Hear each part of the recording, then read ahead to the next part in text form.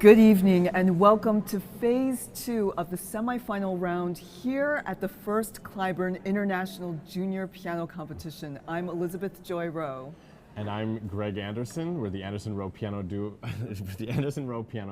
and we are your webcast hosts here for this very, very exciting event. We've been listening to some of the best pianists in the world, all of whom are between the ages of 13 and 17 over the past week, and it's been terrifically exciting. Yes. And it's just been an embarrassment of riches. We've gotten to listen to some of my favorite pieces of music of all time, and I think I've formed some new favorites based on the repertoire that these young competitors have introduced to us. The field has been narrowed down to 6 incredible pianists. We heard all 6 of them perform a 40-minute recital yesterday. A recital that featured a work composed after 1950 and then repertoire of their own choosing. So we were able to get an even stronger sense of who they are as musicians. We did see a lot of differently shaped programs. Yes. With that flexibility came a lot more variety than we had seen in some of the previous programs. Alim Beisembayev had some nationalistic pieces and a very epic sort of program. Right. Wei Luo went for the big guns and she handled them incredibly well. Yeah. He's playing books 1 and 2 of Brahms' Paganini variations. Arsenii Mun took a smaller approach to his program, programming shorter pieces and several of them, and kind of crafted a narrative arc with them. It was a really interesting use of programming in a competition, and it showed his more intimate sides. Right, and Yukin Kuroki also chose pieces that were very colorful, a little bit more imaginative, sort of musical pictures. Yulan Ji performed a fantastic program that really contrasted from all the other competitors in that she focused primarily on Bach, performing the entire French overture in a lilt-filled dramatic reading. It was so enjoyable. And finally, Evelyn Mo had a romantically charged program playing music by Mendelssohn, Chopin, and Liszt, our Gounod Liszt. So what do we have tonight, Liz? Tonight we have some of the most beloved piano concerti in the repertoire. In fact, it's only movement 1 of their final concerti, and they're playing these movements with piano accompaniment. So we don't have the Fort Worth Symphony here yet. We will on Sunday. Exactly. And they're currently competing to see who gets the thrilling opportunity to perform with the world-class orchestra. Right. In fact, later tonight, the field will get halved, and we will have 3 finalists. So I don't know if I can take it again. We went through this suspense a couple nights ago, and it was so emotional, and I was really so depressed when we lost so many of our favorite performers. I know, we've gotten kind of attached. Yes, but we've gotten so many awesome performances again over this round, and now I don't know how I could give up any one of them, let alone 3. And what will be interesting will be the judges' decision, because they're going to have to balance out their solo recitals with these concerto performances. So why do you think they're performing a concerto movement on this round and with an accompanist? I imagine that it's sort of a safety measure, because to play with a professional symphony orchestra is a big deal, and they want to see who will be prepared for that challenge. And it's great repertoire, so why not?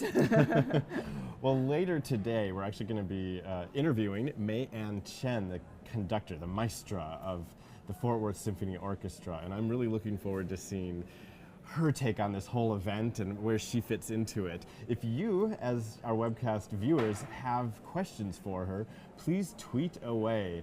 The hashtag is CliburnJR. Again, it's CliburnJR. If you hashtag CliburnJR on Instagram, on Facebook, or on Twitter, we'll receive those questions and we'll be sure to direct them to her, so we hopefully can get a world engaging with, get the whole world engaging with Chen. And actually, before we start talking about the concerti, Greg, how do you think they're feeling at this point? I mean, this is the semifinals of an important event.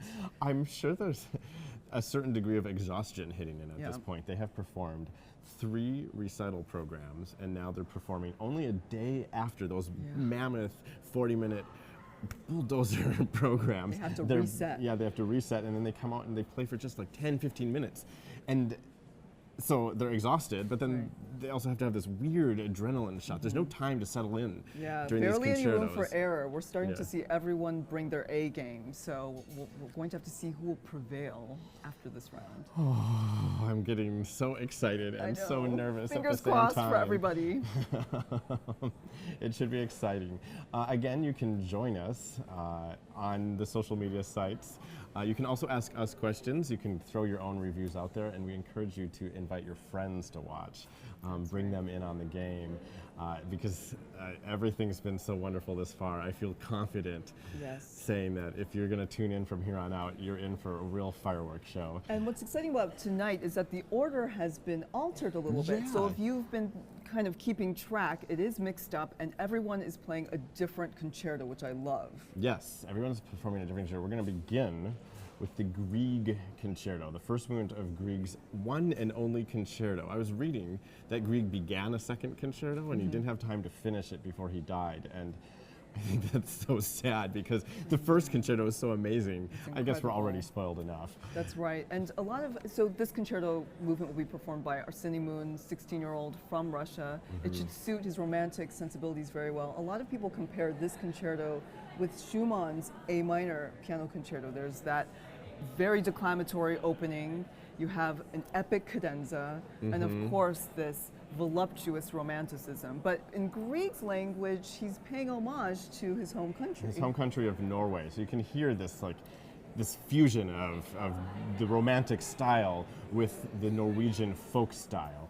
And it makes it a fresh and occasionally surprising concerto. It is, some interesting harmonizations, and it's actually, this concerto is the piece with which I made my concerto debut. So I feel like it's perfect for young pianists because you need that youthful vigor, you need the passion, but it's something that actually, it feels wonderful to play. It's a really enjoyable fun. concerto.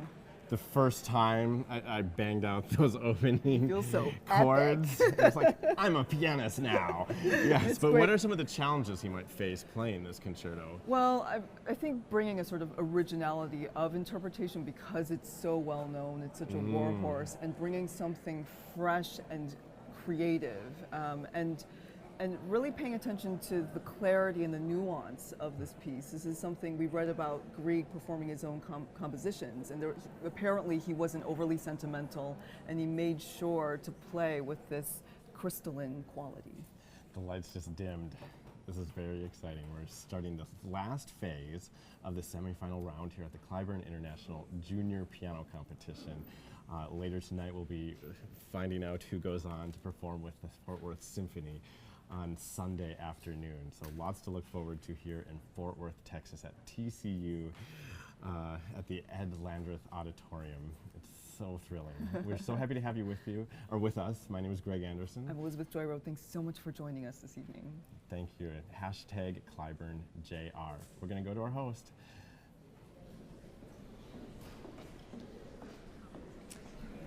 Good evening. My name is Corey Donovan, and I am your host. Welcome to the concerto phase of the semifinals. Tonight's competitors will be accompanied by pianists Natsuko Ejiri and Evan Mitchell. Please remember that photography and recording is not allowed, and in an attempt to prevent any unexpected distractions for our competitors, jury members, and all of you, we kindly ask that you go ahead and turn your cell phones all the way off, and we really appreciate your help with that. Thank you. And now, let us begin. Our first competitor of the evening is Arsenii Moon. He is 16 from Russia, and he will be accompanied by Natsuko Ejiri. They will be performing Grieg's Piano Concerto in A minor, opus 16, Allegro molto moderato. Please join me in welcoming Arsenii Moon and Natsuko Ejiri.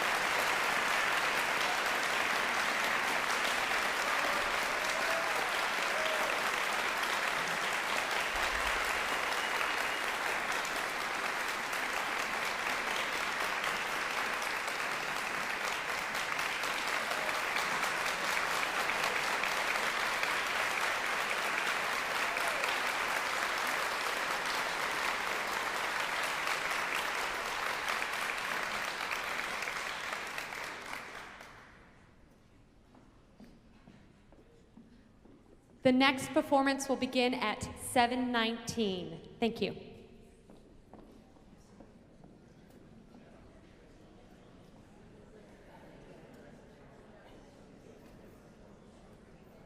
Tell me what? That was 16-year-old Arsenii Mun from Russia performing the first movement of Grieg's epic A minor piano concerto, accompanied by Natsuko Ejiri here at the first Cliburn International Piano Competition.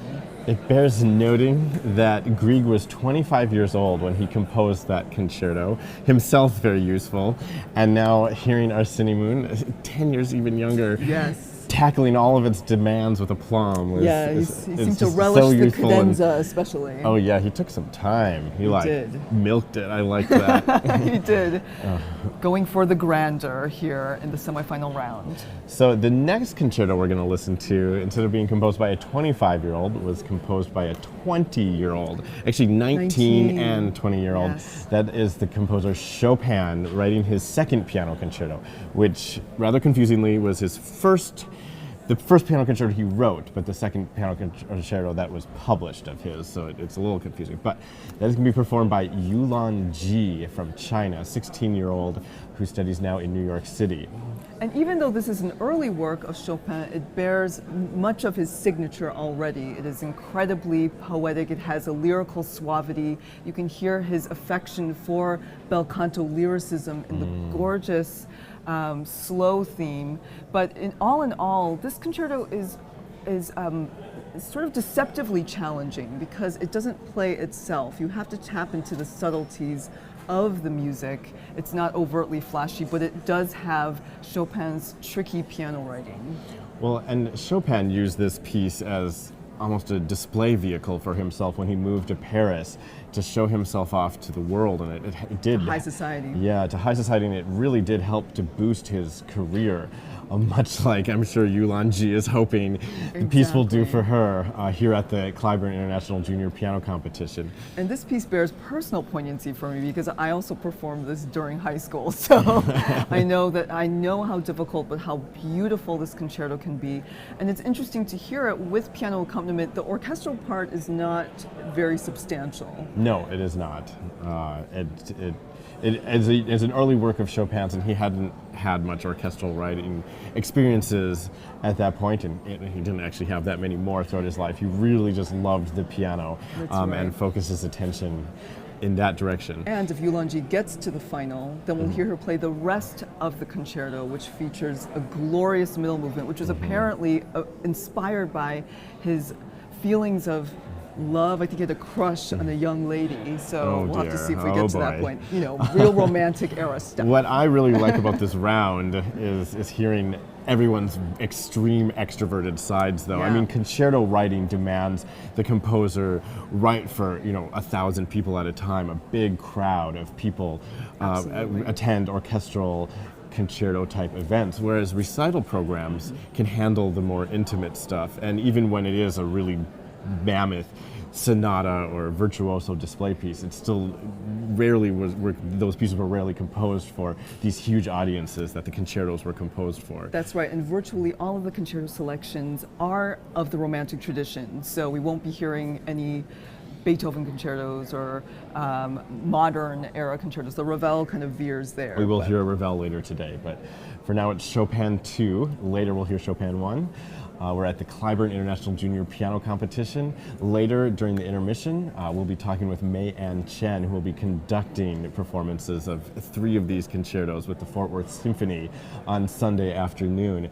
So we're looking forward to asking her questions. If you have any for her, hashtag on social media, CliburnJR, and we'll direct your questions towards her. That's right, and later on tonight we'll hear from Chen, the bronze medalist at the most recent Artist Cliburn competition. So again, feel free to tweet your questions. We know you've got them. Yes, well, we're going to take things to the stage where Yulan Ji will perform Chopin's second piano concerto, the first movement. Our next competitor is Yulan Ji. She is 16 from China, and she will be accompanied by Evan Mitchell. They will be performing Chopin's Concerto No. 2 in F minor, Opus 21, Maestoso. Please join me in welcoming Yulan Ji and Evan Mitchell.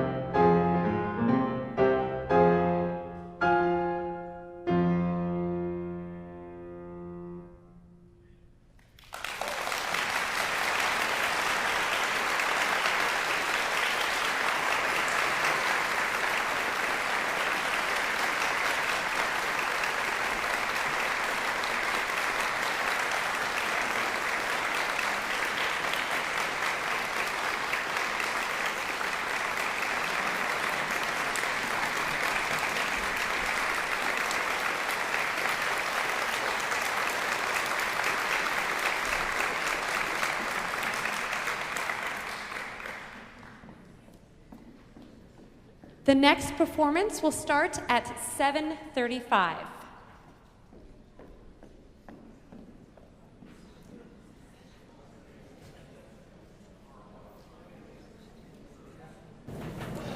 That was 16-year-old pianist Youlan Ji performing Chopin's Second Piano Concerto, and in the orchestral position was Evan Mitchell. Yes. Performing the kind of reduction of the orchestral part there.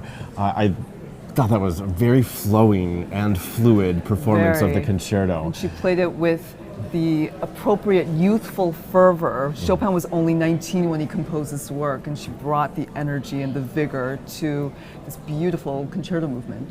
So beautiful. So much passage work.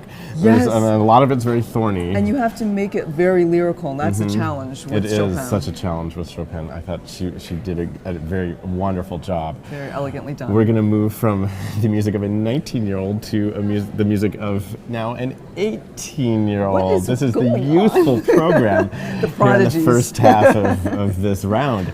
We're going to listen to Rachmaninoff's first piano concerto performed by Wei Luo from China, age 16. And this concerto is not as well known as his second and third, which are so entrenched in the repertoire, but it still is fascinating. Rachmaninoff actually, he wrote this when he was very young, but then he revised it in his 40s. Yeah, quite significantly too. After he wrote the second and third concertos, he went back and said, I liked what I wrote in the first concerto, but I can make it better. Exactly. And it's still an awesome piece. It's actually very related to the Grieg piano concerto, which we heard before. And in fact, Rachmaninoff admits to being inspired by the Grieg concerto, and it begins with a very declamatory opening with the piano just virtuosically attacking the piano. And it features Rachmaninoff's signature impetuous passion, and it is, and also the usual virtuosity that one can imagine that Rachmaninoff, even at that age, could handle. They could handle. Well, we'll see how Wei Luo tackles it. The piece, I think one of the main challenges is it goes by so fast, and there's so many ideas, and it's very dense. And, it is. And it's... And changeable. Yeah, and changeable and capricious. The pianist has to kind of rein all of that in and give it kind of the epic expanse and it doesn't have, that those ideas need. Right, and it doesn't have the same memorable melodies that the second or the third do. So it requires different sorts of challenges from the pianist. We're going to turn things over to the stage here at the Cliburn International Junior Piano Competition here at TCU.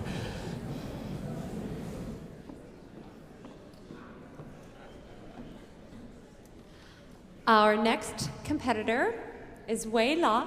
She is 16 from China, and she will be accompanied by Natsuko Ejiri. They will be performing Rachmaninoff's Piano Concerto No. 1 in F-sharp minor, Opus 1, Vivace Moderato. Please join me in welcoming Wei Luo and Natsuko Ejiri.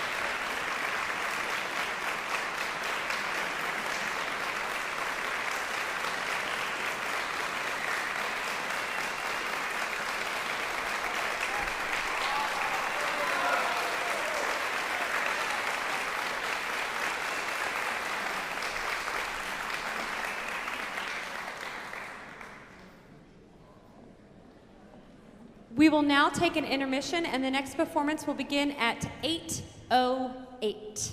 Thank you.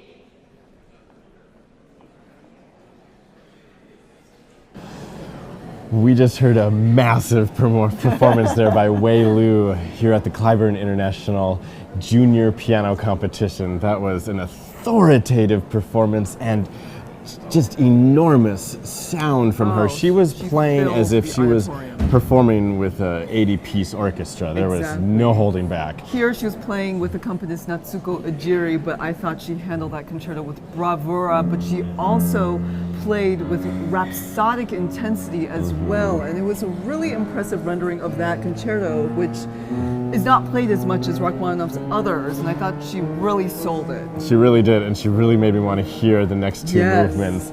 Her cadenza, when she hit those climaxes, I thought that the world was going to cave in. Not that we're surprised because of how she played earlier in this round, handling really difficult repertoire with aplomb. She seems very confident and very much at home on the stage here at Ed Landreth Auditorium at TCU. That's not to say she can't play the intimate pieces. As you may recall, she performed Haydn's last piano sonata in its entirety during the first round, and it was, you know, more intimate music, but it was played so beautifully as well. And I mean, she handled the different styles throughout her programs very well. And she brought a sort of rare sensitivity to moments in the Brahms Paganini variations, which we particularly enjoyed. We received a question on Twitter. Someone who was asking if the two piano accompaniments, or sorry, these like piano reductions exist for all of the concertos. And yes, in fact, they usually do, because they're extremely helpful tools for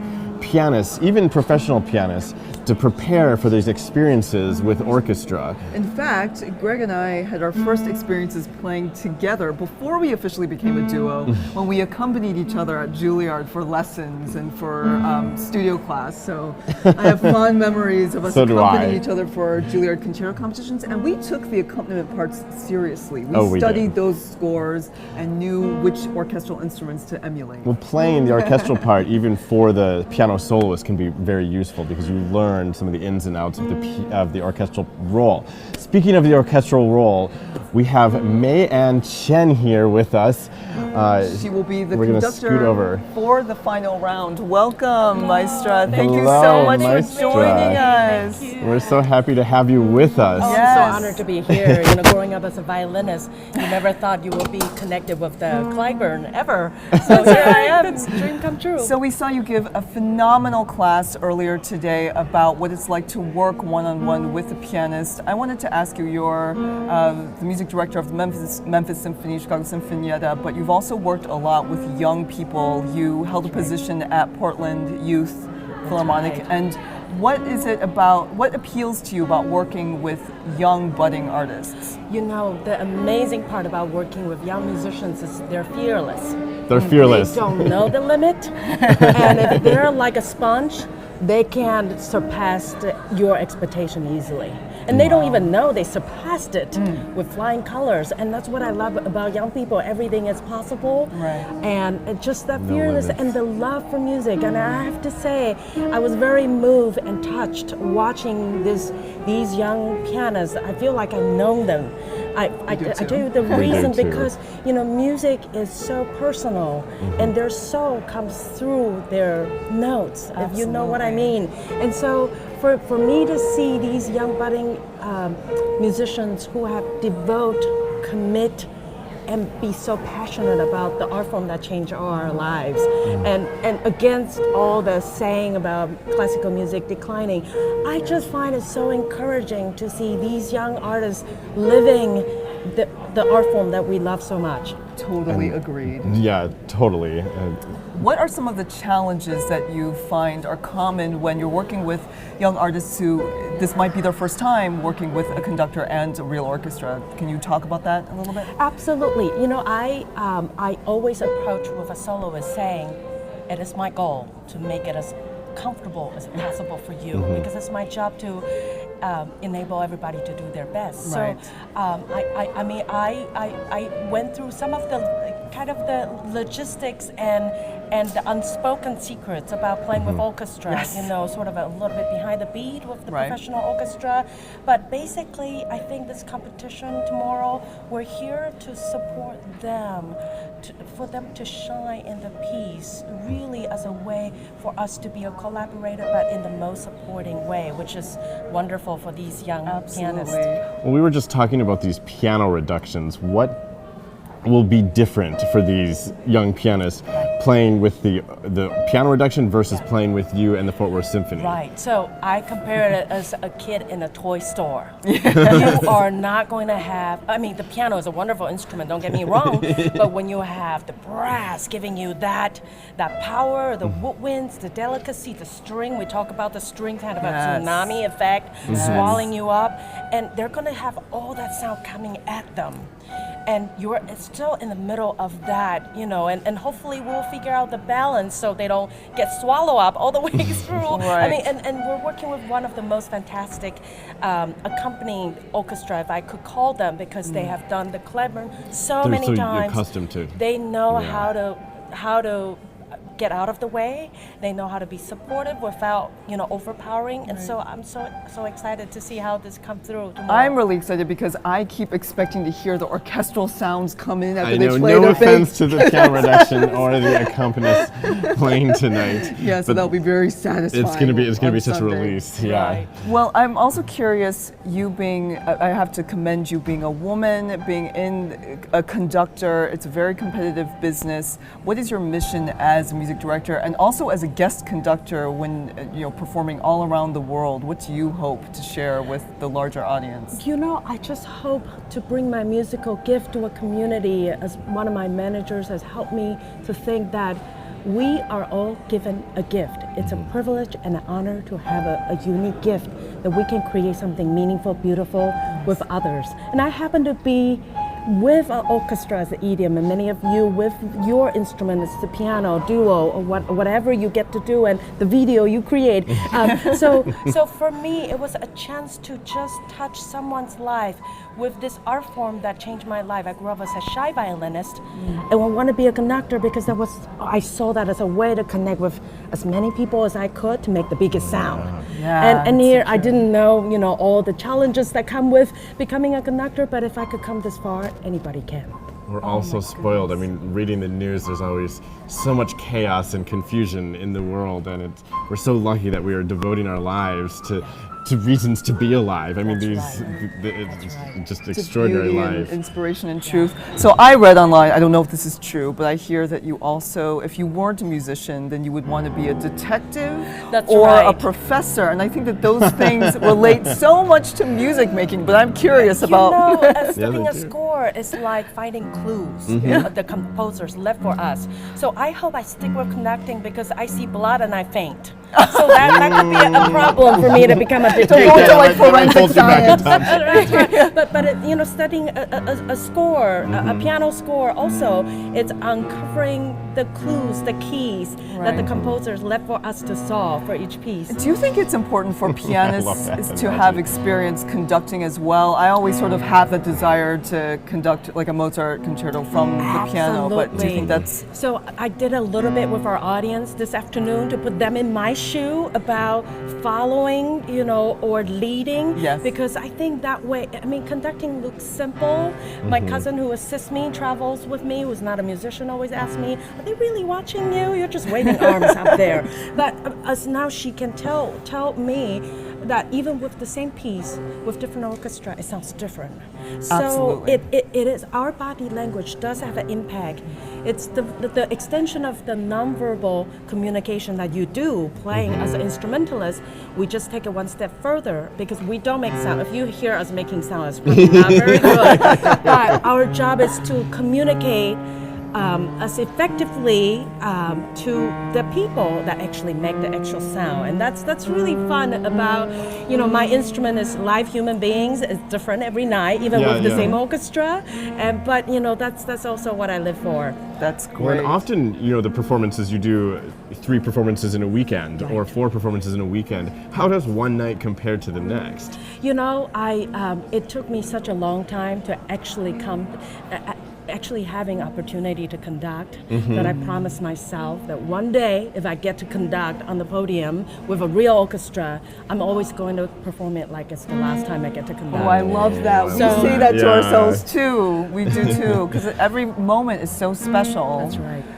Well, it's so inspiring to talk to you. When we watched your symposium earlier, you bring such an educational but also very engaging way of talking about music. I wish all of our webcast viewers could have been there. It was extremely interactive, and she said she had the audience conducting and singing along. Yeah, it was and really it made wonderful. me wish that we could be in your orchestra.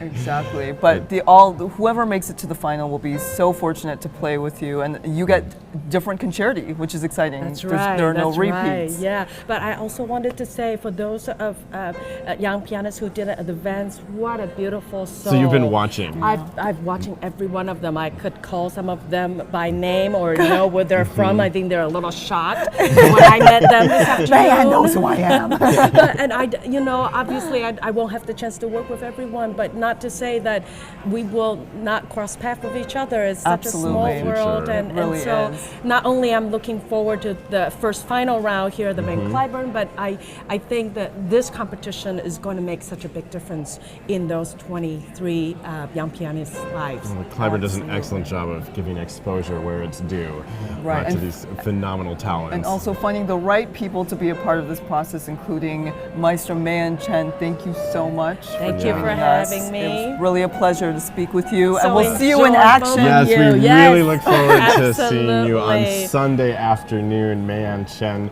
music director, maestra extraordinaire. Thank you. Have a great time. Thank you. Okay. Enjoy the competition. Yes.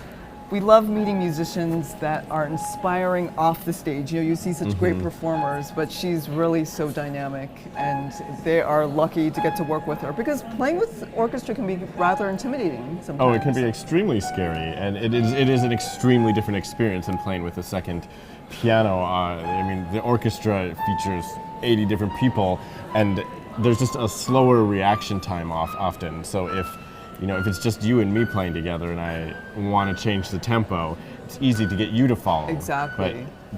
But, I mean, good conductors can get an orchestra to follow really quickly, but it involves a little more preparation time to get everyone on board. And I'm actually curious about how much rehearsal time they have with these second pianists on stage playing the reductions, because it is easy when Greg and I would accompany each other, we would almost like shape the accompaniment, but if it's possible that maybe they just had a single rehearsal, in which case hats goes off to them for getting it to this level, and to those playing the reduction. It's not an easy job, so we salute them as well. We do salute them. It's so exciting. Here at the Cliburn International Junior Piano Competition, we invite you to participate online, #CliburnJR.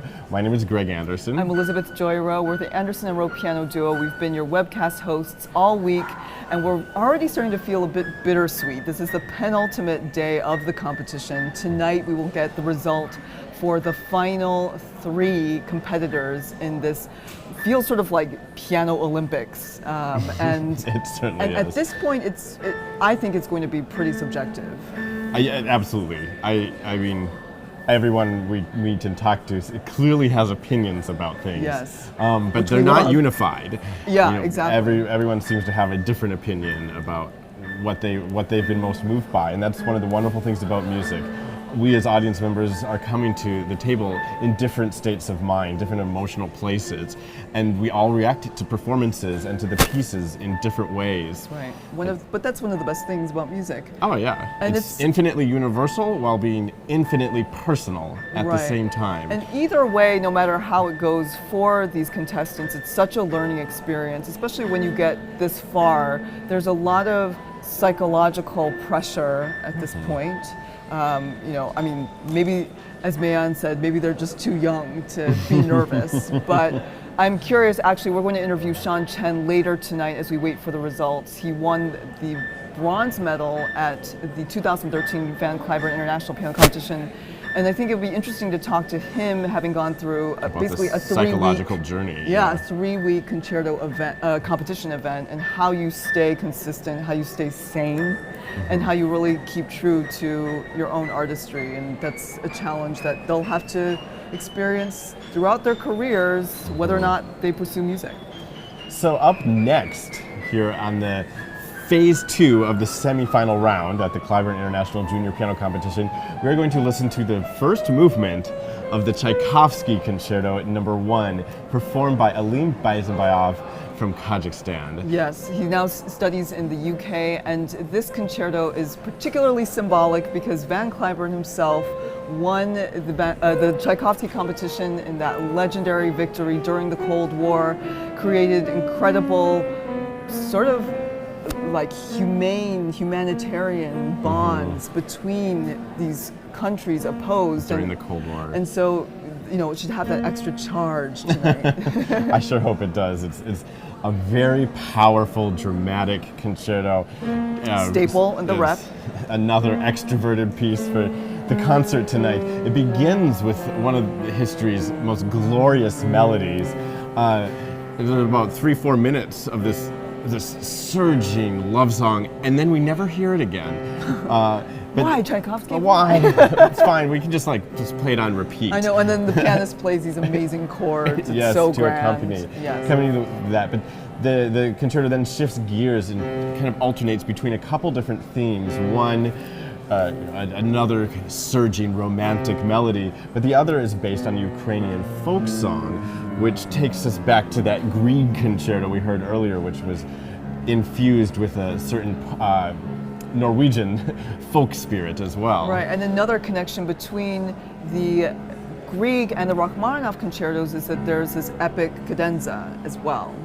And the Tchaikovsky. In the Tchaikovsky, yes. Yeah. So it will give Alim plenty of opportunity to show off his romantic expressivity and his pianistic chops. This is, I mean, famously, it is one of the big war horses. It is a virtuosic mammoth of a work. Well, often when this movement ends, it's about 20 minutes long, it ends with such drama and excitement. It's very hard as an audience in a normal concerto performance in its entirety not to burst into applause.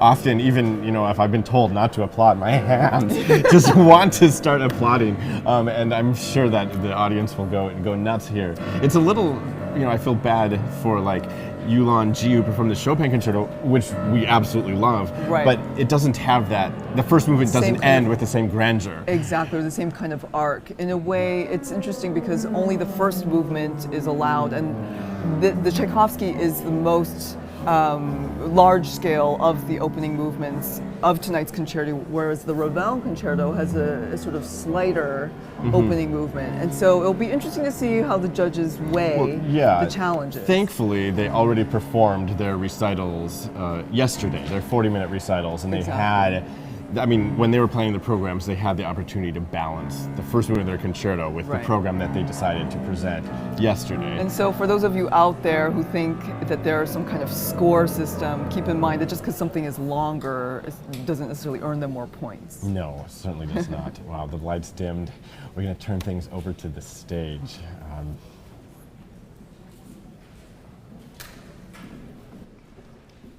Hello. Welcome back. Really quick, if we could all please just double check and make sure that we've turned our cell phones back off, that would be marvelous. Thank you. Also, there are 2 events going on tomorrow that we want to invite you to. At 12 o'clock, the junior competitors will be performing, sadly, for the last time, and it will be at the Sundance Square Plaza. It is open to the public, and I know they would love to see you, so please come. Also, we have the last symposium of the festival, and it features a discussion with our wonderful and amazing jury. It will be at 3 o'clock in the PepsiCo Recital Hall, so please come. We would love to see you. And lastly, for those of you that have not been here, if you haven't joined the conversation with us online, you can do so at #CliburnJR. So please don't be afraid to jump in. And that's all I have. So let's continue. The next competitor is Alim Beisembayev. He is 17 from Kazakhstan, and he will be accompanied by Evan Mitchell. They will be performing Tchaikovsky's Piano Concerto No. 1 in B-flat minor, Opus 23, Allegro ma non troppo e molto maestoso.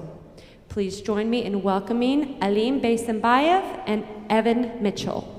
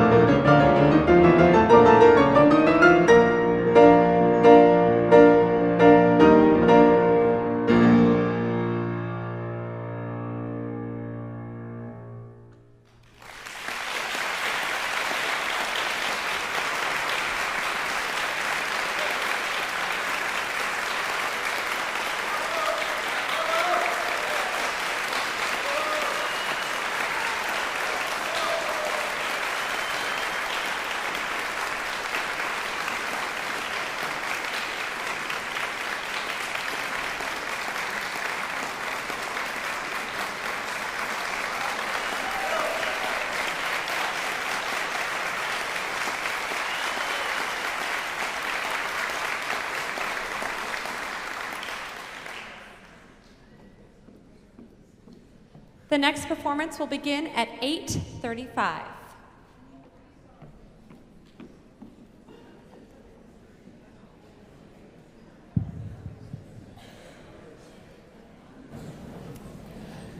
That was 17-year-old Alim Beisembayev from Kazakhstan, valiantly performing one of the staples of the piano repertoire, and that is Tchaikovsky's Piano Concerto No. 1, the first movement, here at the first Cliburn International Junior Piano Competitions. We are deep into the semifinals.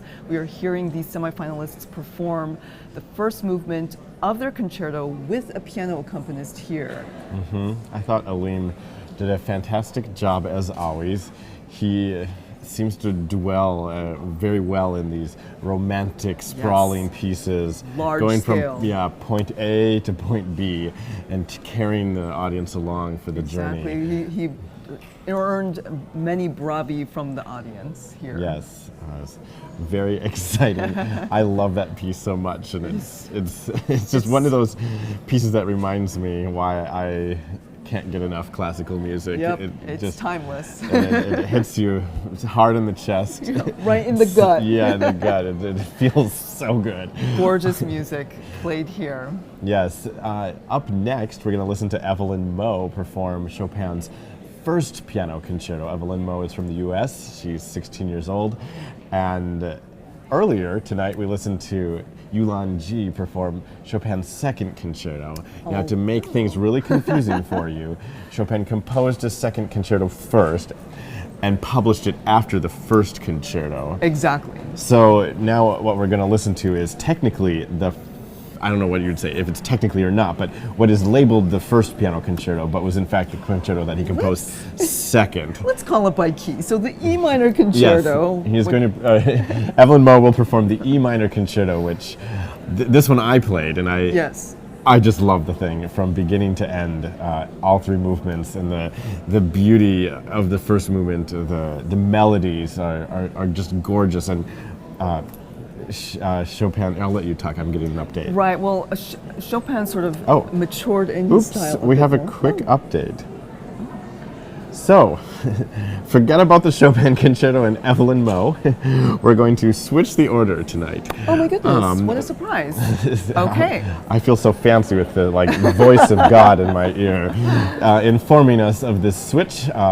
Instead, we're going to listen to Yukin Kuroki from Japan perform the Ravel concerto, the first movement. And quite a different piece. Now the Ravel concerto is the only concerto of all of the competitor selection that was composed in the 20th century. So even though it is in that sort of romantic tradition with the soloist, of course, coming to the fore and playing an epic role, it is sort of less overtly sort of epic and grand in its stature. Yeah, the Romantics loved the duality between the opposing forces, the orchestra and the pianist, and they really sought those epic, grand ideas in there. The pianist is a conqueror of the orchestra. But the Impressionists and the Modernists didn't always have that same aesthetic in mind.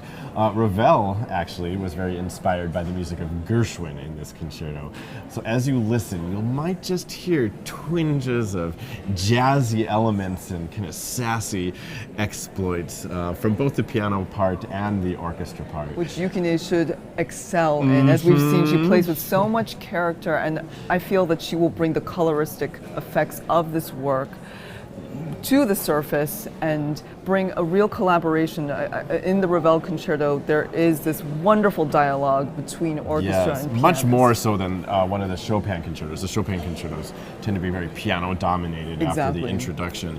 But the Ravel Concerto, it's back and forth, and it's quirky, it's jazzy, it's beautiful. It has the most divine second movement too. So if Yukine gets to the final, she will play the entire concerto with the Fort Worth Symphony, conducted by Mei and Chen. And the second movement is one of my ultimate favorite movements of all the concertos for piano. So of all of music. Yeah, exactly. So I'm sort of selfishly hoping I get to hear that on Sunday. But I don't know, but I also want to hear the slow movement of both Chopin concertos. Oh, they're to die for. Concerto. I know you and I have a penchant for slow movements. Oftentimes it's the crowning achievement of a work. So here the suspense is rising. I'm a bit curious about the program change, but I imagine there's a very good reason. I believe we'll still get to hear the Chopin concerto later. That's we're going to listen to the Ravel Concerto performed by Yukin Kuroki, 16-year-old from Japan, a sprightly, prodigious talent,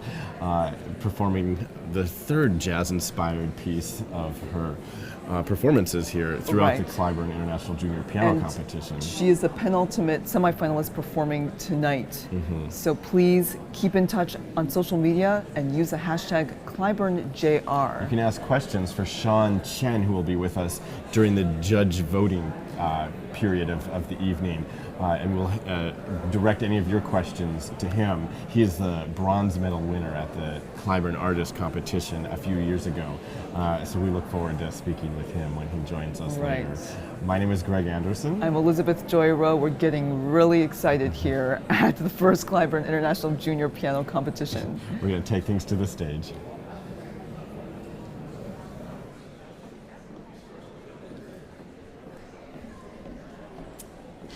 We have a slight change in the order of the program.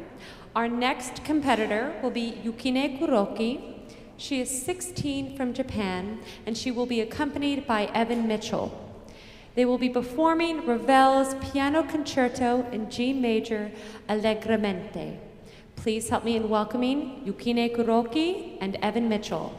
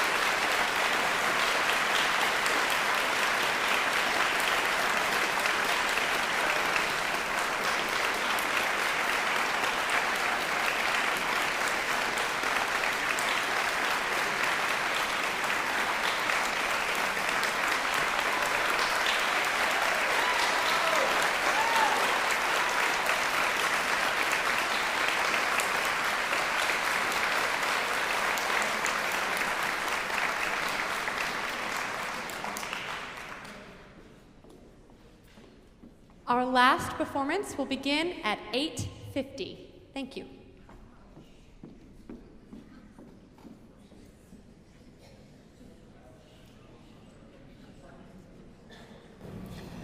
That was Yukin Kuroki from Japan, 16-year-old here at the Cliburn International Junior Piano Competition, giving a rousing performance of Ravel's Piano Concerto No. 1 in G major, the first movement.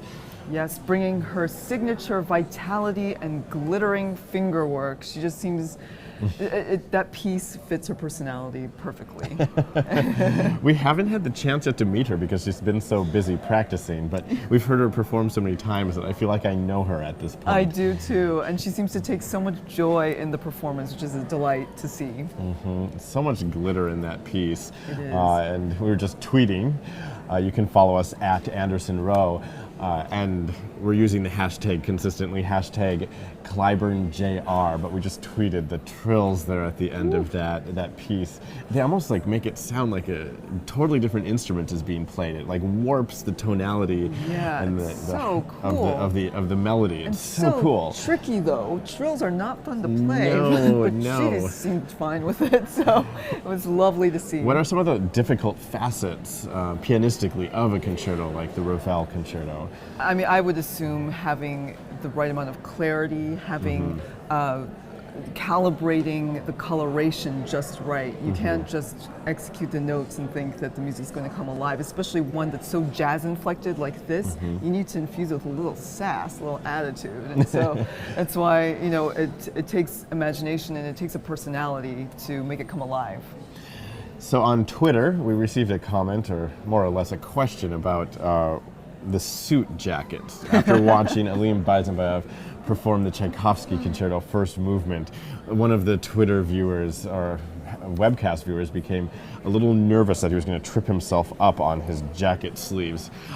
I'd like to respond. I mean, yeah, obviously you don't want to buy a suit coat that's too long and gets in your way, but thankfully, you know, in general, my fingers, when I play the piano, manage to stick far enough out from my cuffs. Right. The problem is, yes, if you do hand crossings, you can get yourself stuck in your sleeve. So I tend to avoid suit jackets that are too open and such. But really the problem with wearing suits is that your mobility is constricted. Especially when we do some of our crazy forehand stuff. I almost just have to take the suit jacket off before we start playing some of those pieces. I feel really sorry for you because it gets hot on stage, and at least I'm usually sleeveless. And I have all this freedom of movement, and I get to cool off, and poor you're in the jacket. That said, I think the women do face certain wardrobe malfunctions when they do choose to wear a dress, because if there are spaghetti straps, you are so physical playing the piano, and you don't want anything to break and have like a wardrobe malfunction. And let's not discount the value of what you wear. I do think a performance is a presentation. It is an experience, and so it is nice to see, you know, especially as we go deeper into the competition, some of the competitors are bringing some of their flashier outfits, and not that should matter the most, but it's part of the overall effect of the performance. So, up as promised, up next we will listen to Evelyn Mo from the United States perform Chopin's first piano concerto, which is in E minor, filled with beautiful melodies that are ornamented and decorated with glorious, like, filigree twists and turns, and then some very virtuosic passage work that demands she kind of maintain an elegance while also throwing off in an extroverted way these flamboyant gestures in the music. And this concerto is historically significant because Chopin composed it and performed it upon leaving his homeland of Poland. And I can sense a lot of the heartfelt connection to Poland in this music. It's very romantic, but it has that spirit, especially the final movement, which is in much of Chopin's music. And Evelyn Mo clearly is very personally in touch with this composer as she's programmed him on many of her rounds throughout the competition. How do you think this concerto will challenge her or any pianist? Well, much like the second concerto, it's getting the beauty in the details, both the melodic details and kind of the pacing of those melodies, and fitting in with the orchestra, but also in the fast finger work. Exactly. So Evelyn Mo here at the Cliburn International Junior Piano Competition. We encourage you to participate online. #Cliburn Junior. We'll be talking with Chen, bronze medalist at the International Artist Competition a couple years ago. We'll direct your questions to him. And Evelyn is the final semifinalist to play tonight, and then we will get the results of the finalists. So we're going to go to our host on stage. Our last competitor for the evening is Evelyn Mo. She is 16 from the United States, and she will be accompanied by Natsuko Ejiri.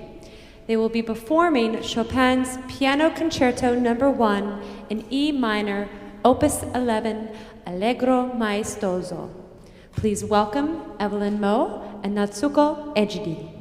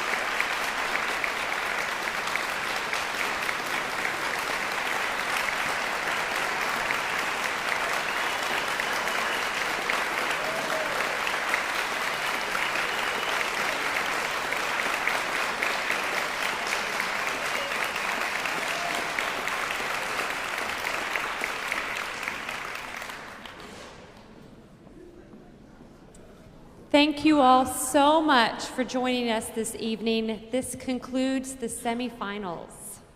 The jury is now going to go vote, and they will return in about 30 minutes to announce the 3 finalists. We would love for you to stay. However, if you can't, you can watch the announcement as well as any of the performances from the competition online at cliburn.org.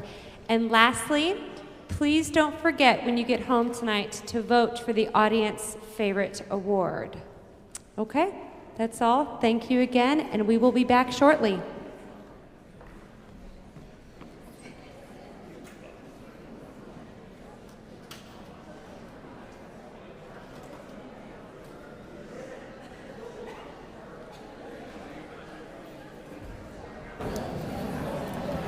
That was 16-year-old Evelyn Mo from the United States performing the first movement of Chopin's E minor concerto here at the first Cliburn International Piano Competition, bringing her usual elegance and thoughtfulness to this work. I think she really dwells well in the melodic lines, Yes. phrasing them in a soulful human Very sort of lyrical. way. Yeah, and so a piece like that brings out many of her incredible strengths as a pianist. Exactly, and we just heard 6 dynamic performances of concerto movements from all the semifinalists tonight. It's just been wonderful seeing them play with a piano accompanist. We've had 2 wonderful pianists here amplifying the contestants, and it's just been such an exciting 2 days. It's been so exciting. Right now, the judges have left the auditorium and they are submitting their votes, which will be tabulated, and the 3 finalists in short time will be revealed to us. I'm very excited. I don't know which way Very it's curious. going to turn because there's, at this point, it's a little bit like comparing apples and oranges. People have such incredible strengths, and there aren't all too many weaknesses, and so Exactly. it's become a subjective game for the judges to decide what it is that they think deserves a full concerto performance. There's no question that they're all talented and they all have something unique to say, but again, we have to pare it down to 3 finalists, and they will get the opportunity to perform their entire concerto with the Fort Worth Symphony and with Mei and Chen at the podium, which is an incredible opportunity for any young pianist. It is, and this entire competition has been a great opportunity for them. They're all so deserving. We invite you to share their past performances from these webcasts with your friends. They're all archived and available. They have moved so many of us so wonderfully, and the performances deserve to be shared around the world.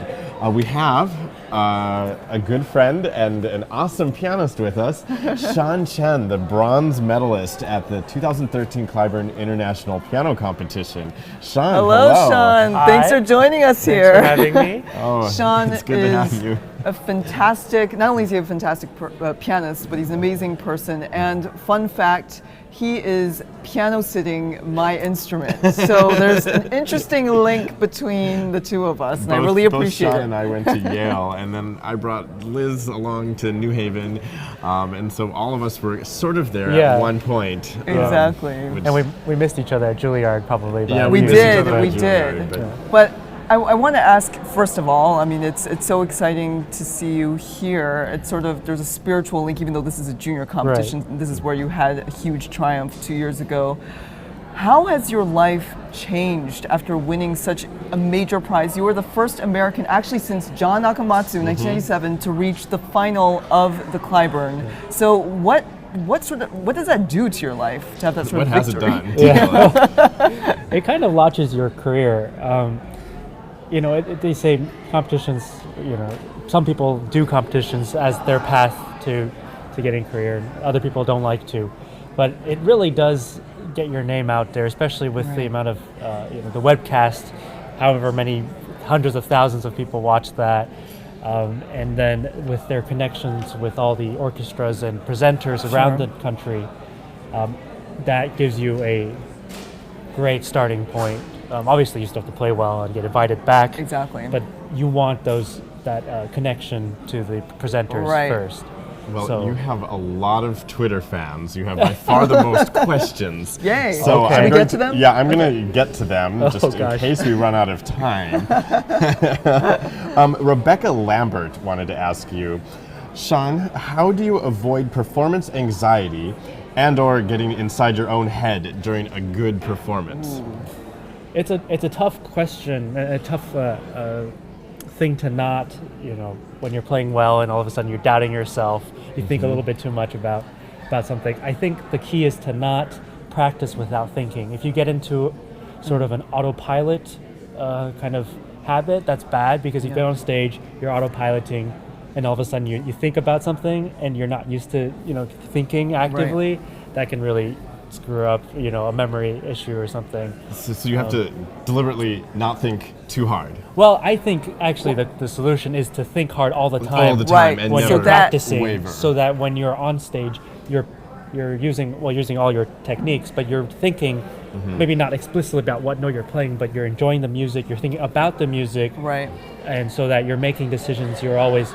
Your brain's always working. And it's locked in. Exactly. Yeah, because it's conscious practicing. Definitely. Yes. Yeah. So easy in our day and age to not be focused. It's easy to be reading something on your Yeah, phone or that's, practicing. I know. Don't do that. We've all been guilty of that. Yeah. Yeah. And as far as performance anxiety, I think it's some people just are better. I'm lucky that I don't get too worked up before I go on Do you have stage. any pre-stage rituals that you ascribe by? Stephen Lin, one of the competitors also at the Cliburn, got me into having a banana before I go on stage. Not like before, but a little bit before. Shortly.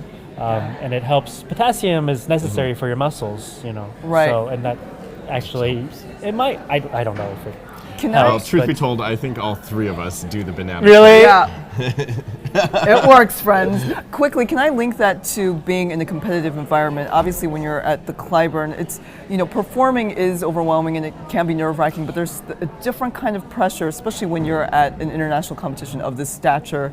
How did you handle, because you must have experienced maybe more nerves than usual. Yes. How did you maintain endurance and also just sanity in the process? Well, I was doing a competition in Sydney in, I think, 2007 or 8, and I was talking to one of my friends, and he was practicing like mad, and I said, well, you don't have to practice so much, it's going to be okay. And he's like, no, it's better if I practice than if I don't do anything and feel like I want to kill myself. So for him, practicing was kind of the stress Calm relief. down. The stress relief. Yeah, and in a way, it's kind of the same way it was a little bit of the same way for me. I was here and had a host family with the piano there, and so instead of feeling nervous, you go and practice, and then you can work on things and make yourself feel comfortable that way. Well, and it distracts you in a really good way on the Exactly. music rather than on what could go wrong. Exactly. Exactly. And what's great about the Cliburn is it seems like they treat the competitors' performances as concerts. As real recital programs, Right. and that's really nice. And the media can be pretty tough, the reviewers and the papers and all the Twitter stuff and comments online. Exactly. And the cameras following you around. I think you just, in a way, have to, as you go along, you learn to tune stuff out, and you kind of, okay, they said that, but yeah, people have their own opinions, and you can, maybe they're right, maybe they're wrong, but for now, you concentrate on what you're doing. Do your own thing. And then deal with people later. There was another question on Twitter that I think sort of relates relates to that. I gotta find Yeah. it. Well, there was a question lot of about, questions. because there are so many young pianists here, and but you were also very multifaceted in high school. You had also, like me, sort of kind of torn between which direction to go to, and you as well. How? And I guess there was a question there, but do you have advice for these? Well, young yeah, I'll pianists? ask the question. Sorry, it took me a minute. I wasn't prepared for that one. Pamela Gordon asks, Sean, whoever wins and still a teenager, how will a win impact their life, and where does their path go after high school? I mean, that's a question that I obviously can't really, and none of us can really answer for the person who wins. I think personality, you have to remain humble and remain always conscious of what you need to work on, where obviously, be sincere to yourself about both your strengths and your weaknesses. Right. But as far as this is obviously the big competition, but it's still a junior competition, Exactly. and so it's not. I don't think anything is binding. Even winning the Cliburn, I don't think it's really binding. It's a launching pad. Yes. It's a launching Yeah. pad, but people have gone on and become teachers and become other mentors. Maybe still in music, but in other capacities, more than just playing piano, performing. Exactly. So, I think the same applies true of any sort of big prize. It doesn't limit you. It kind of sort of validates the work you've been doing, but you don't have to. If you don't want to be, you don't have to feel restricted by it.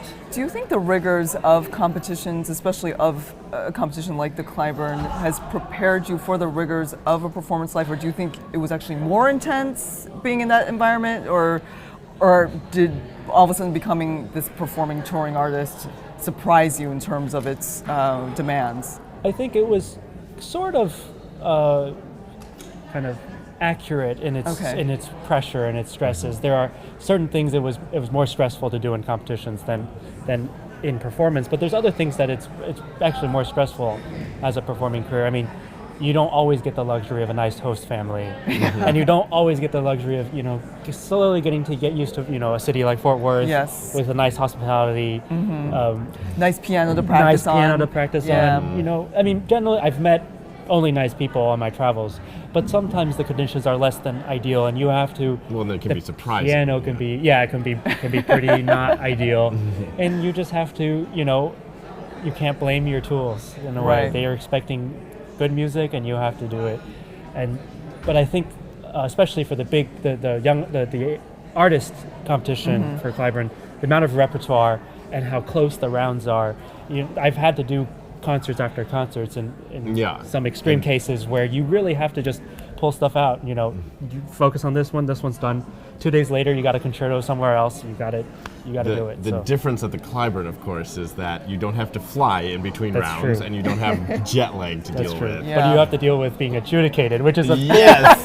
big part of the stress. And judged by everyone out there. Yeah. No, I'm just kidding. How do you handle, I'm curious, wanting to balance what's required of you? You have concerto engagements and recitals, but also learning repertoire for your own pleasure. Do you even have that time, or is that a thing of the past? I try to keep that not a thing of the past. Okay. I think everyone's approach is different. You develop sort of your own rhythm in terms of the repertoire and bringing back pieces.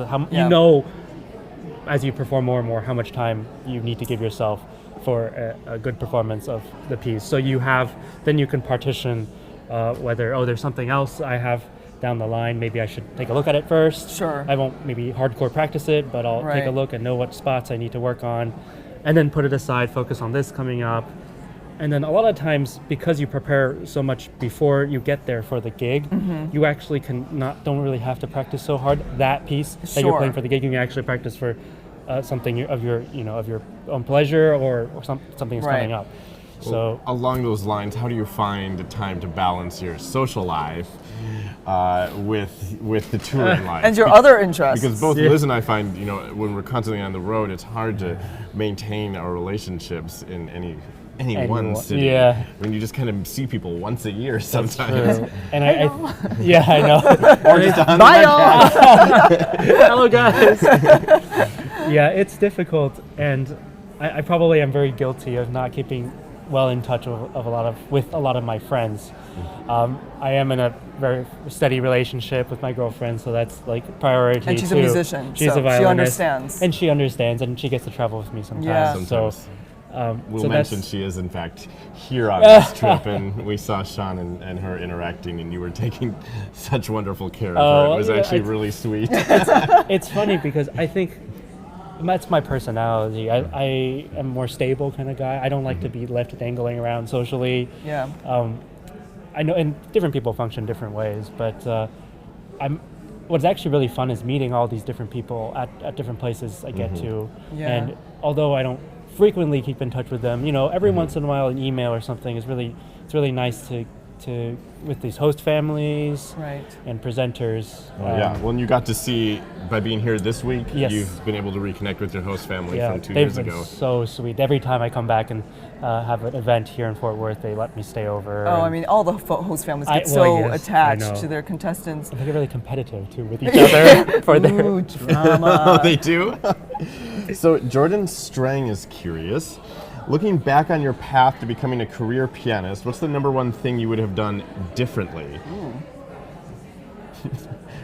Or you're, of course, welcome to say no regrets. Yeah, well, I live by the motto to every decision I do, I try to do it so that I don't ever regret it. Even if it's not No so great of a regrets. great decision, I would still do it that way.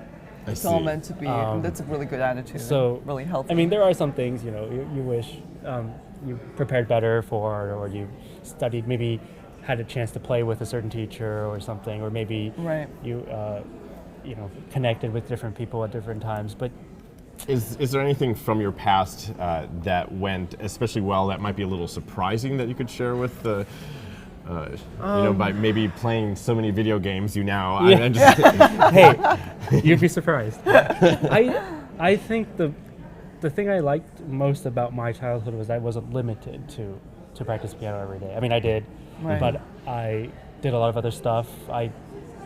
My parents asked me actually if I wanted to go audition for pre-college at Juilliard or Curtis or something. And I said, no, I like my high school. I like my friends there. In California. Yeah, and I liked my piano teacher there, and I liked. I we sort should of give him a shout out. Yeah. Just because we like him so Sure. much. Edward Francis, if you're watching, hello. He's been, you know, super supportive of Right. me and of everyone who passes by really out in Exactly. California. But in a way, I kind of had a sense, and then after I went to Juilliard, I really had a sense that if I had been in that really super pressure environment at that age, I probably would have been turned off to studying piano Right. That's really professionally. It's so intense. And so, you know, so for some people it's great. For me, I knew I'm from California. I want to take it easy. You got to chill out. But it also seems to be a common thread because John Nakamatsu was very multifaceted Yeah. and he had not the most direct route to Right. sort of becoming a pianist. But I think it's healthy for us to keep in mind, especially because these are high school students. Yeah, And it's it's good for them though, right? I mean, you probably agree that it's good for them to cultivate other interests and to Definitely. stay versatile. I think it's whatever you're interested in. I mean, not everyone has to, you know, study physics and get, you know, 5s on all their APs and stuff. That's not the point. The point is to kind of live life and be a kid and, you know, have, because all these composers, they had these life experiences and they're right. I mean, Chopin was what, he was 18 when he wrote this, something really young, but he had already these experiences and he wasn't just writing music all day, I don't think. Yeah. Right. There's letters of him, you know, he had romances with girls, and so it's obviously some people do great just fine, you know, like long, you know, he practiced I don't know how many hours. He really dedicated himself to doing that, and he's Right. doing wonderfully. And same with a lot of other people. But then, you know, there's people like John Nakamatsu and like Yo-Yo Ma. Jerry Lowenthal. He went to undergrad at UPenn, I think, for or somewhere for French literature. Yeah, he's so brilliant. Same with a lot of like Charles Rosen, I think, was a French language.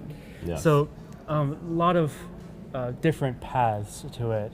Yes, well, we're playing, the music is about life, and so Yes. it would make sense Yes. to experience as much life as you can. Well, wisely said by the brilliant Sean Chen, a good friend of ours and an incredible pianist. Thank you so much for joining Thanks us for tonight. having me. Oh, Yeah. So sorry. great to see you. See you around.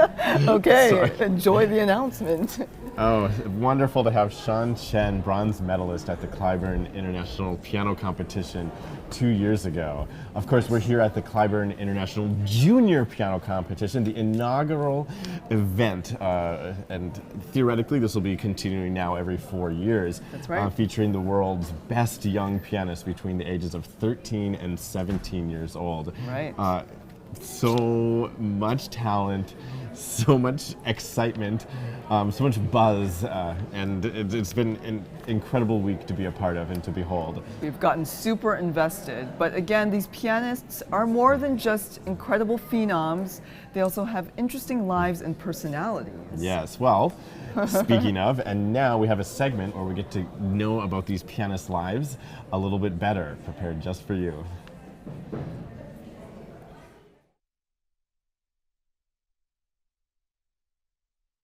I study in UK.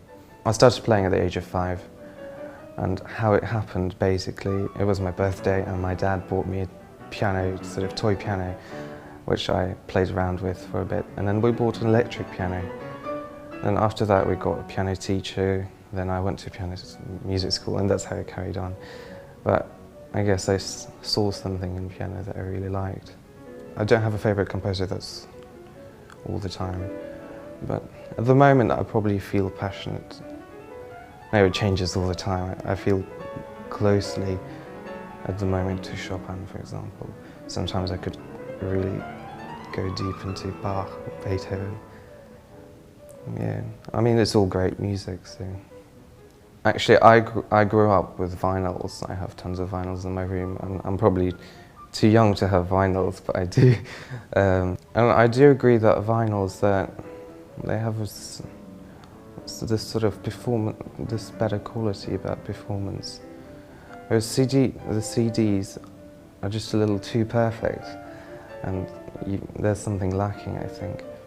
Actually, I prefer the live recordings more, obviously, because it's from a concert hall, and you can sort of feel.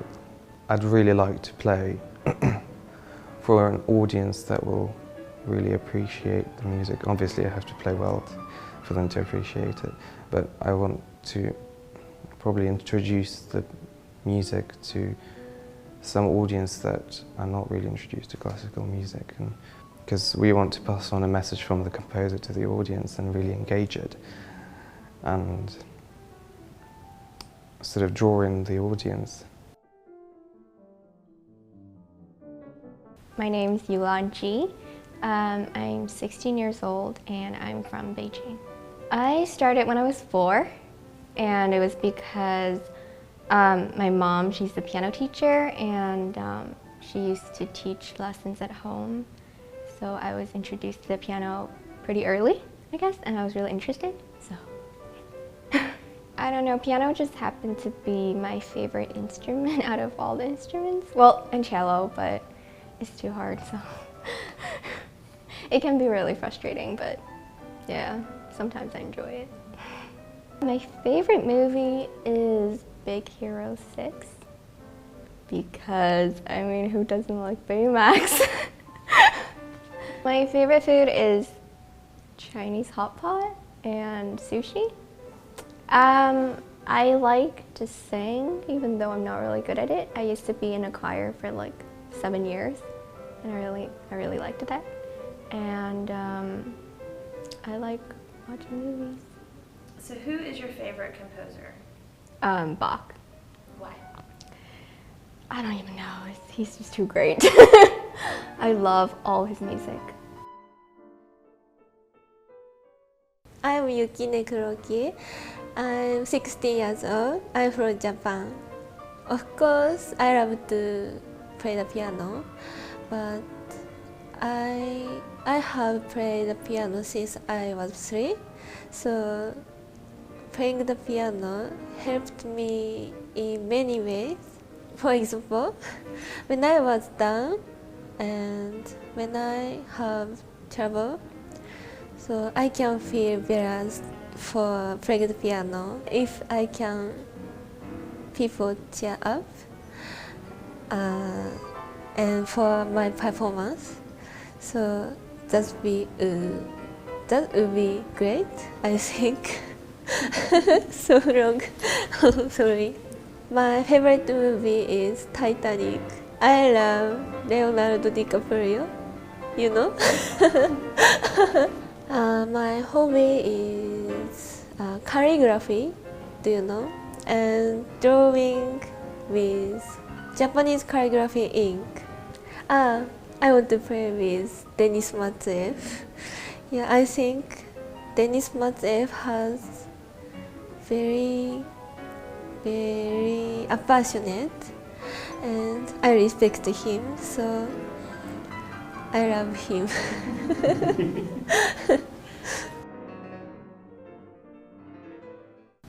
My name is Wei Luo, and I'm 16 years old. And I was born in Shenzhen, China. But when I was 10 years old, I moved to Shanghai Conservatory. But I came to the Curtis Institute. I studied with Mr. Gary Grafman, and Mr. McDonald, Robert McDonald. I first know this instrument was about 4 years old. I was in the kindergarten, and I heard the sound of the instrument by the teacher accidentally pressed the key, and I was so attracted to the sound because I feel so happy if I bring the happiness to the audience, because after I play a recital, they like my music, so I feel happy about it. Rachmaninoff, I like his music very much because it's so dense and his own expression is so unique, yeah, and with the Russian style, so I like that kind of style. I like swimming, and I like go to museums and reading books. I also like baking, baking cakes, cookies. Yeah, so if I could play anywhere outside, I want to play in the moon, outer space. It will be fun. So I will be the first one.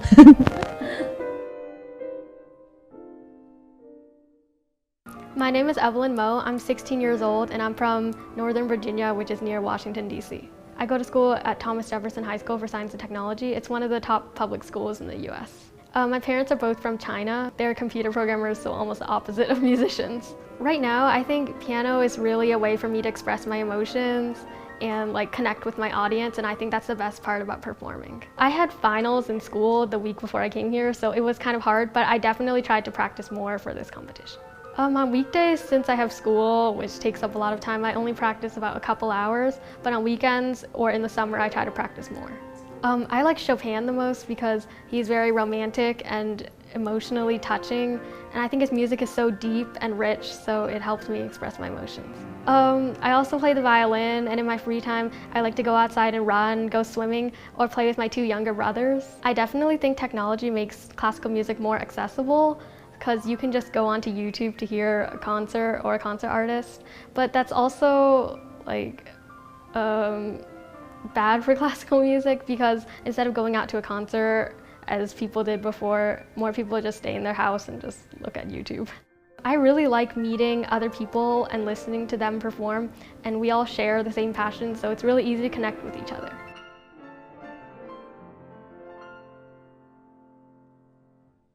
My name is Arsenii Moon. I'm from Russia, St. Petersburg. I'm 16 years old. I started to play the piano because my sister played also, and I wanted to try it. I'm studying at a special music school Lyceum in St. Petersburg. I have many favorite composers like Chopin, Liszt, Rachmaninoff, and also Mozart, Beethoven. I practice about 4 hours a day, but before the competitions I play about 6 hours. I've been in about maybe 15-20 competitions. I really like sport. I play football. I have many favorite movies, like I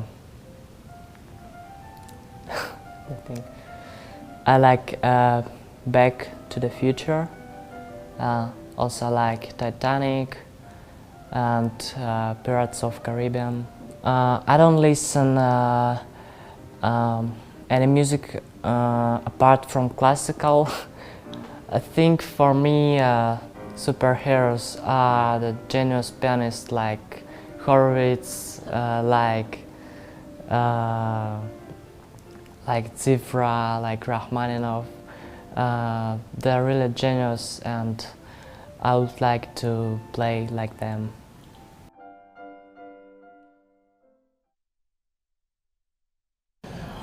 Wow, what a reminder that these young pianists are full-fledged humans with personalities, with charm. And actually, you're welcome to watch other videos on the other contestants. They're going to be uploaded over the weekend from all 23 of the contestants here at the Cliburn International Junior Piano Competition. So we encourage you to subscribe to the Cliburn YouTube channel so that you can be notified of all of these videos being added to the site. And for those of you just joining us, we're here waiting at Ed Landreth Auditorium at TCU for the judges' votes to get tallied, to discover who the 3 finalists will be here at the Cliburn Junior. I'm very anxious, I'm very excited, and I'm emotional. I know. Should we do a quick recap as we wait? Yeah, let's do a quick recap. Yesterday, we heard all of the 6 semifinalists perform 40-minute recitals that showcased the differing sides of their personality. Alim Beisembayev notably performed a Ligeti etude, Die Zauberlehrling, and it showed just some extreme twinkling virtuosic technique. Yes, and it requires a lot of mental agility, and I appreciate his mature approach to playing. He has a very mature presence on stage. He does. There's an earnesty to his performances. He was followed by Wei Luo from China, who his programming showed extreme audacity and fearlessness, playing 3 hugely challenging pieces of music, a Shostakovich Prelude and Fugue, Brahms Paganini Variations Books 1 and 2, followed by Ravel's La Valse, and she is a bold performer. That's right. She plays everything with aplomb, and she's so intrepid. Even with her concerto performance, she seems completely confident and is able to showcase all the dimensions of the music. It's very exciting to watch. She was followed by Arsenii Mun from Russia, who played an incredibly inventive program. And his own pianism is very candid. It's kind of, there's a lack of pretense. Right. And he has a rather stoic, almost kind of noble presence on stage. You know, he seems to enjoy being up there and giving a performance. He does. He's a fantastic pianist as well. Yukin Kuroki from Japan continued to show her elvish, frisky personality, performing just a wild version of Lieberman's Gargoyles, full of some like slap-in-the-face shocks for us as audience members. So there was nobody nodding off during her performance. That's right. She is completely irrepressible, and the thing that seems consistent about her playing is that she plays with utter involvement and delight. And she had one of the most thunderous moments of the competition at the climax of her Liszt transcription of Saint-Saëns' Dance Macabre. It was truly terrifying. After that, Yulan Ji from China performed an ambitious program, Bach's entire French overture and music of Elliott Carter. That's right, yes. She goes for pieces with substance, and she plays them with great care and with superb interpretations. Yes, and the night yesterday capped off with Evelyn Mo performing a lushly romantic program of music by Mendelssohn, Chopin, and Liszt, Gounod, and there was a tiny bit of Lieberman in a romantic vein anyway, thrown in there for good measure. Exactly, and she just has this innate lyricism and seems so at home with this romantically charged music. We saw during the video interviews with these contestants that she plays the violin, and I think that makes sense. She's transferred that lyricism of the violin into her own piano playing. Right. Incredible stuff. Well, we're still waiting on the jurors as they're doing the voting process. Yeah, that's right. But you know, obviously these are kind of basic descriptions of what these 6 pianists have to offer, and again, we want to stress that a result like this, the decision will be ultimately subjective. Again, it's someone might like chocolate ice cream, someone might like strawberry, and it doesn't invalidate anyone's performance. And we've just been so lucky to hear. Or your reaction to any of these performances. If something moved you, and the judge does not pass that performance into the next round, that doesn't mean that you being moved was invalid. I love that about art and music, how we all receive it in different ways. And exactly. You know what actually reminds me of? Earlier today, Greg and I watched the film Inside Out. We did. And if you haven't watched it, we really recommend that you do. But everyone has these voices inside their heads, and in a way, it affects your perception of life. And obviously music is a part of that, and that's one of the most fascinating things about being at a competition, because you see everyone's deeply personal approach to interpreting the music from these pianists, but also from all of us listening. You get really, really individual takes on what has happened, and we love that music has that power to elicit very passionate responses from the human heart. Oh. It's such a wonderful field to be in. We're here at Ed Landreth Auditorium at TCU, Texas Christian University here in Fort Worth, Texas, awaiting the results of the jury's decision here at the semifinal round. There's a lot of suspense in the air, and anticipation. That's right, and to give you some context, those 3 lucky pianists that reach the finals will have the opportunity to play their entire concerto with the Fort Worth Symphony, conducted by Mei and Chen, and that will happen Sunday evening. So you have to join us. Though there's no performance for us to listen to tomorrow, that doesn't mean that the 3 finalists are going to take the day off.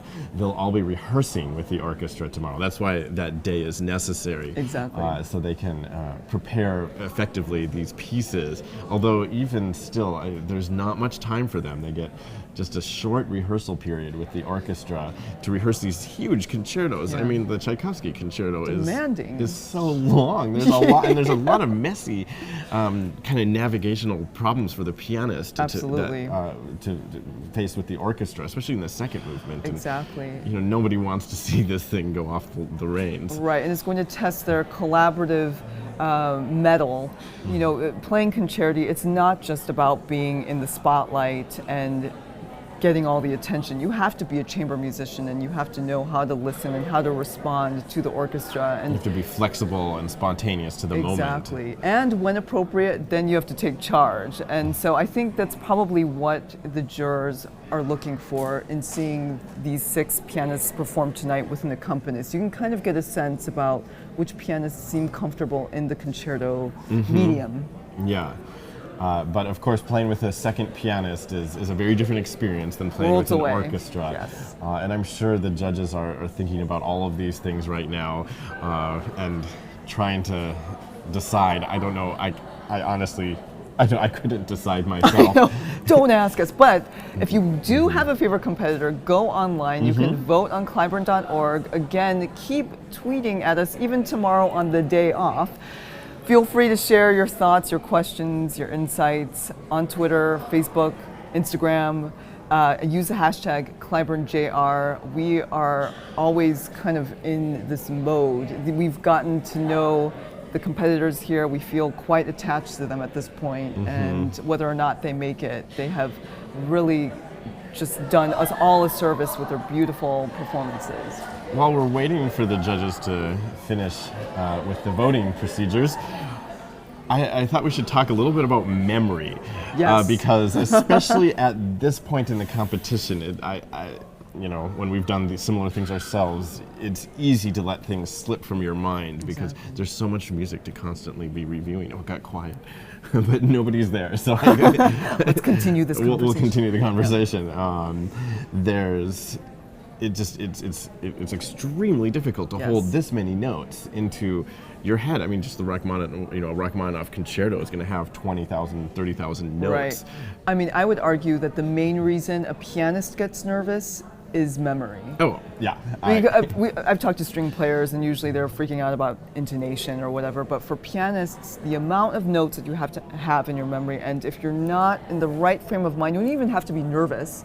Some things can just disappear, or you feel like you're focused, but sometimes you're thinking about the wrong thing, or you psych yourself out, and it's really frightening when that happens. Mind game, and it's the performers who have had slight memory issues, they deserve credit for hiding them. The whole idea is that you shouldn't really know. Reveal. So you have to if you're one prone to having memory slips on occasion, you have to find ways to, theoretically, find ways to pianistically hide them. And so a good improvisational ability as a pianist comes in essential in situations like that. And a deep knowledge of the score and of the harmonic structure of it. And ultimately, it's just letting it go. I think people... Because it can, say you do have a memory slip, it can sabotage the rest of your performance because your mind is just, crying.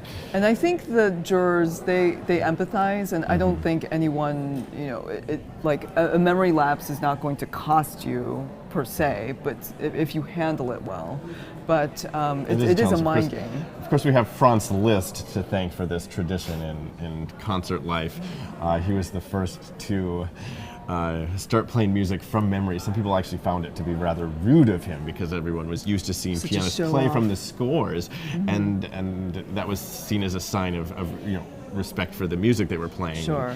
It was almost an arrogant thing to do. Well, he was all about the spectacle, wasn't he? He was the rock star of his time. But we are finding that now in the 21st century, more and more people are using the score again, especially those with a penchant for playing new music.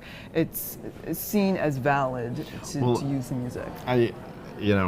Some people argue that even if it's a Mozart sonata, or if it is a Mozart sonata, you absolutely should perform the piece from memory. And I argue that people are very different. People are very different. They learn differently, they experience life differently, and in the end, for me, the quality of the performance is what matters, and the investment of the performer. I, for one, am so visual, and I see shapes. So when I'm looking at the score, I see the curves of the melodic lines, and especially in something like a Bach fugue, I see how those lines are relating to one another visually. So I can memorize it. I'll play it from memory. Sure. And the performance will go really wonderfully, but sometimes I just wish if I had that music in front of me, I get re-inspired by some of these shapes, and I might play even better with the music in front of me. But other people feel tethered to the score, right? And they feel almost restricted or distracted by seeing all the notes in front of them. We have some friends who they just insist on playing without the music, even in a collaborative situation. And so to each his or her own.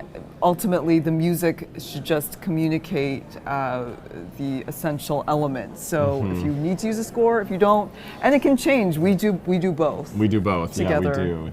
When we perform together, sometimes I have friends with children, and they're just learning to play the piano, and they go play their piano recital, and they're playing from memory, and something goes wrong, and then they cry and they cry, and they've had this for life. They've had this bad experience now with music, and it makes me so sad.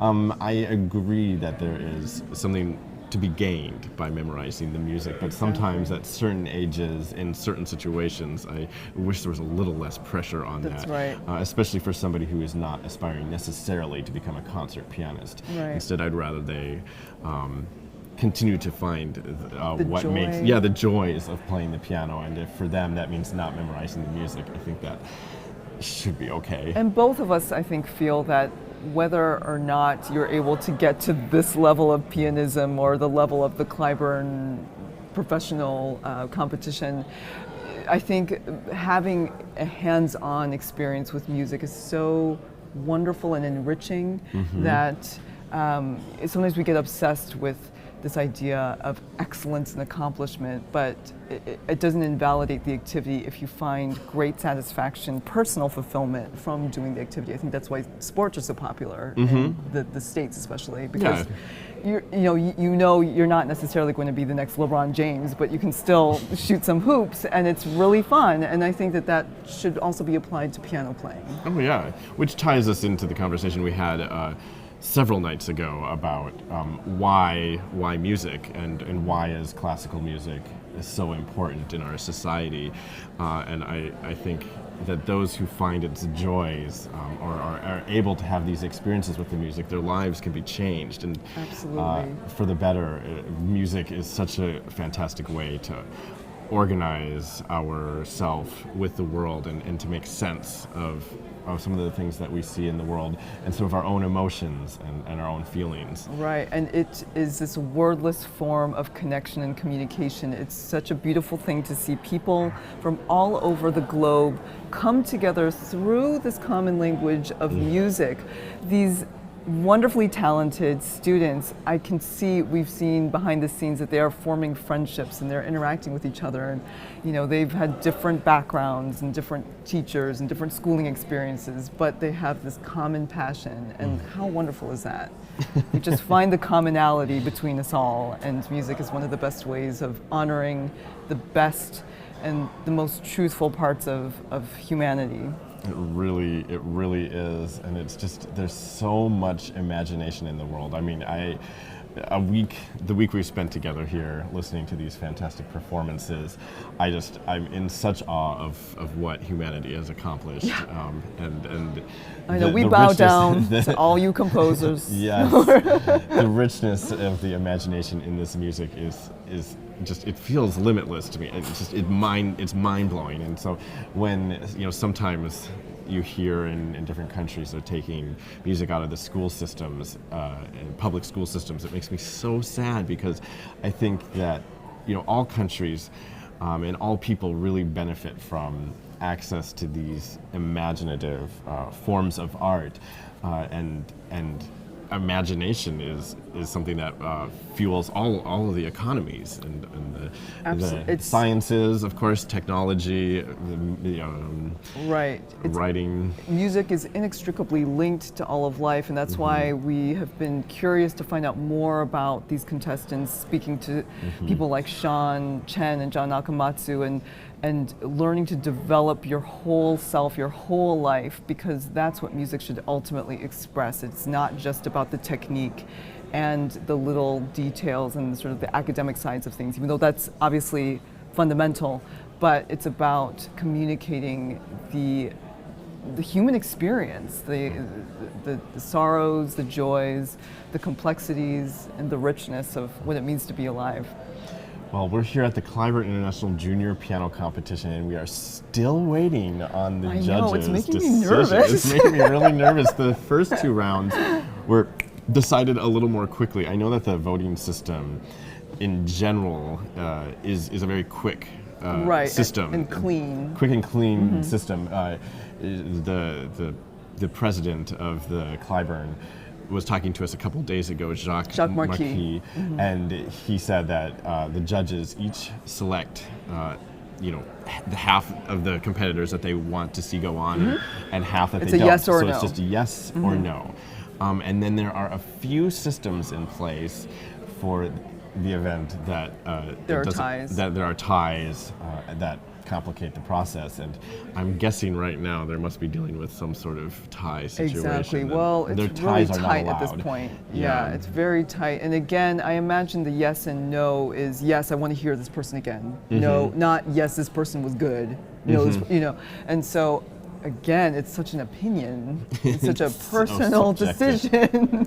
As we've seen on YouTube and in our interactions with audience members here, everyone has their favorites, and that's what makes the music so wonderful. That we can become this passionate about a performance and about a piece of music. And now that we've gotten to meet these young players, it will be interesting to see how they proceed throughout their careers, because some of them are actually approaching the age eligibility of the adult Cliburn competition. So it which will be held in 2 years. It'll be very interesting if we see some familiar faces there. We'll be like, oh, we knew them then, you know. All of the semifinalists are 16 years or older. Oh, that's right. And so any one of the 6 could reappear at the artist competition in 2 years. Right, and in a way, we've been listening to them as if they are in the big leagues, which is a testament to their talent. The fact that we're not treating them as young kids, so to speak. But also, incidentally, the composers who composed the Concerti today were also very young, and I think it bears note that one's essential voice, one's artistic personality emerges early. It's not, I think sometimes there's a condescension, like, oh, they're too young to be playing that music. not necessarily, because one of the great things about playing music, which I mentioned yesterday, is that you can revisit and reimagine the music depending on your life experience, the knowledge that you've accumulated, and but that doesn't mean that your youthful interpretations are not worthy. Oh yeah, absolutely, and people change, and that's fine. And some performers or composers, they really mutate over their lives. Ferruccio Busoni is a notable example, or Wilhelm Backhaus, who incidentally was the first pianist to ever record a piano concerto, which was that Grieg piano concerto which we heard at the beginning of today's performance. But he started playing later in the middle period of his life. He focused on the big, heavy staples of the piano literature and the late Beethoven sonatas, and then later in his life he started exploring some really quirky, almost trivial music, and I just love that he was willing to switch as life went on, and kind of in the less expected sort of way. And but it's interesting too, we are in 2015, it's a different world than when Van Cliburn won the Tchaikovsky competition. It'll be interesting to see these young performers shape their careers and their musical predilections based on this world in which we live. You and I have definitely experienced that when we entered conservatory, and then when we emerged from conservatory, I think we had quite a different aesthetic, or maybe not aesthetic, it's just a different approach to what it means to be a pianist. Being, in our case at Juilliard, really affirmed the mission that I have for my career as a pianist, and that's one of the reasons we bonded so early on. I had a very similar mission. Yeah, but being around music, the mission, for those of you curious, is to make classical music a relevant and powerful force in society. And when we first got to Juilliard, I didn't realize how important that was to me, but being around the musicians and learning more about the world around us, which the Juilliard teachers really worked to make sure we were doing, reading the news, and the more I became involved in the world, the more I felt passionate about this mission, and the more that defined our artistic lives. Right, to be so-called artist citizens who are not separated or in our own little ivory tower, but that we use music to help humanity and to connect. Well, I'm being told the jury is on their way in. That means the decision has been made, and we only have to wait to see what the result it is. So we're going to throw things to the stage.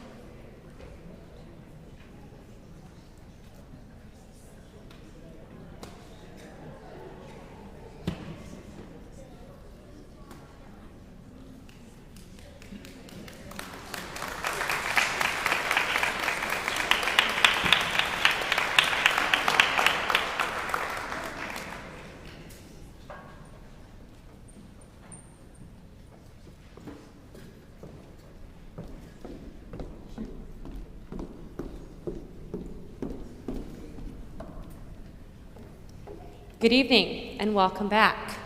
We are now ready to announce the finalists, and here to do this are Carla Thompson, Chairman of the Board, Jacques Marquis, President and CEO of the Cliburn, and John Nakamatsu, Chairman of the jury.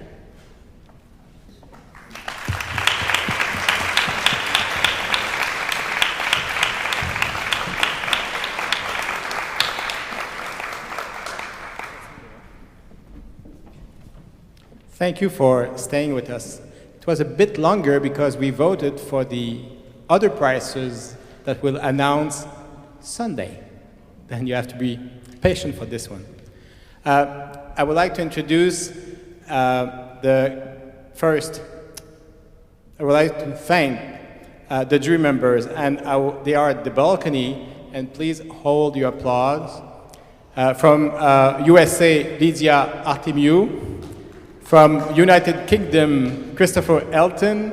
From Japan, Marie Kodoma. From Canada, John Kimura Parker. From Israel and USA, Oli Shaham. And from Colombia, Blanca Urube.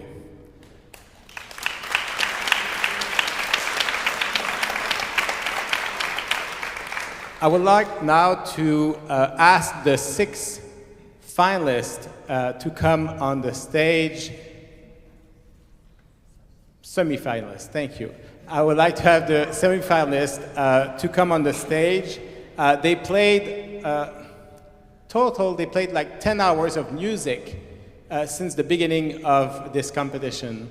And I'm very pleased of the level and the commitment of every young artist there.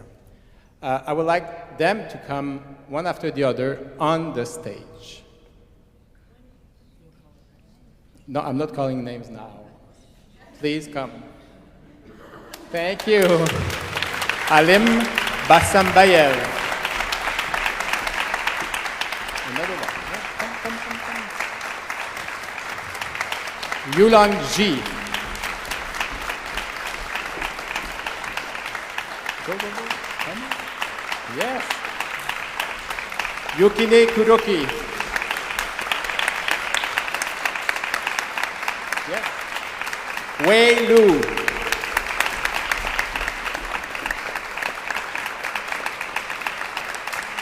Evelyn Mo. And finally, Arsenii Moon.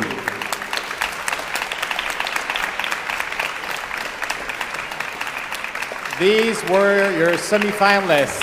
Thank you for the music.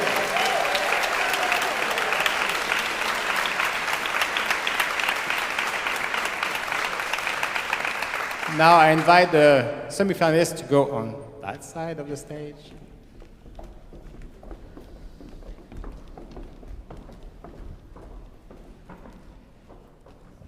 Now please welcome the chairman of the jury, John Nakamatsu.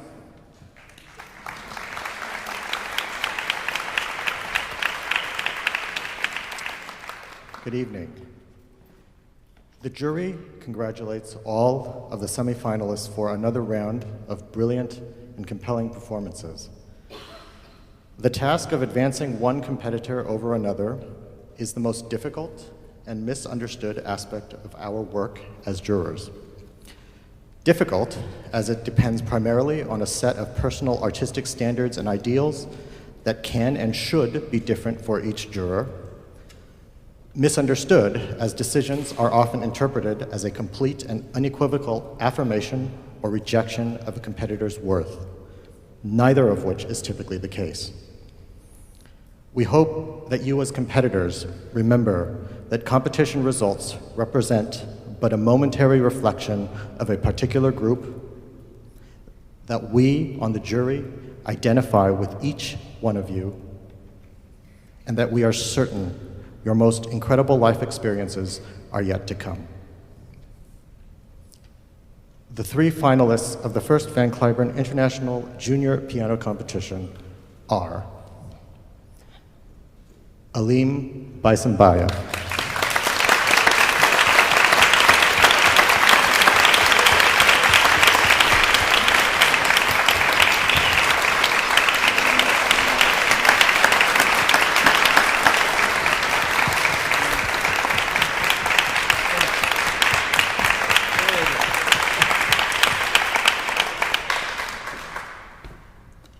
Yulan Ji.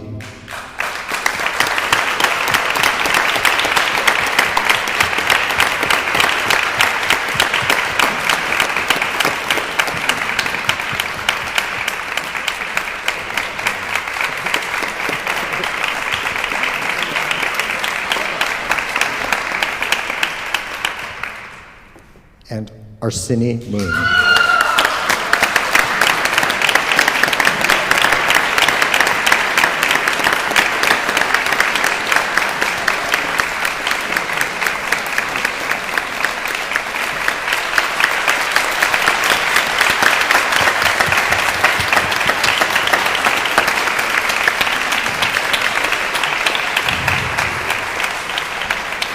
Thank you. Then tomorrow, the jury symposium at 3 o'clock, and Sunday at 3 o'clock, we'll have a Grieg concerto, a Tchaikovsky concerto, and a Chopin concerto. Then it's going to be a fantastic afternoon. Then please come and see us soon, and thank you for being there once again.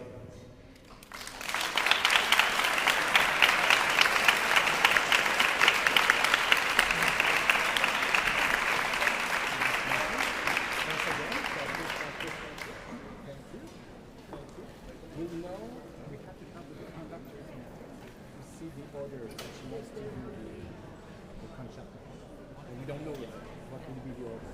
And also, the rehearsal for the orchestra is tomorrow at 12 o'clock. Susan and Sam will come and see. Congratulations to all of you. I hope you all enjoy the moment. Enjoy. Yeah, please. And there you have it, our 3 finalists here at the first Cliburn International Junior Piano Competition. We have 17-year-old Alim Beisembayev from Kazakhstan. We have Yulan Ji representing China. And finally, Arsenii Mun from Russia. 3 finalists here at the Cliburn Junior. And there's lots of excitement in the room. There's lots of disappointment in the room, as we knew would happen, because we were so in love with all 6 of these performers. We're so excited, though, to be able to hear these 3 concertos in their entirety, the Grieg, the Chopin number 2, and the Tchaikovsky number 1. I am so looking forward to the performance with the Fort Worth Symphony conducted by Mei and Chen on Sunday afternoon. Beginning at 3, we'll be there earlier at 2:50 to prep you for the excitement of the day. So be sure to tune in. We have 3 very distinctive personalities and 3 incredible concertos to look forward to. Once again, we're here at the Cliburn International Junior Piano Competition. My name is Greg Anderson. I'm Elizabeth Joy Rowe. And we're the Anderson Rowe Piano Duo, your webcast hosts. And we've had an emotional journey with you over the past week, and I am overwhelmed and excited for the final concert. That's right, and thank you so much for joining us tonight. We look forward to seeing you on Sunday afternoon for the final round here in Fort Worth, Texas. Thank you so much for joining us. Have a good night.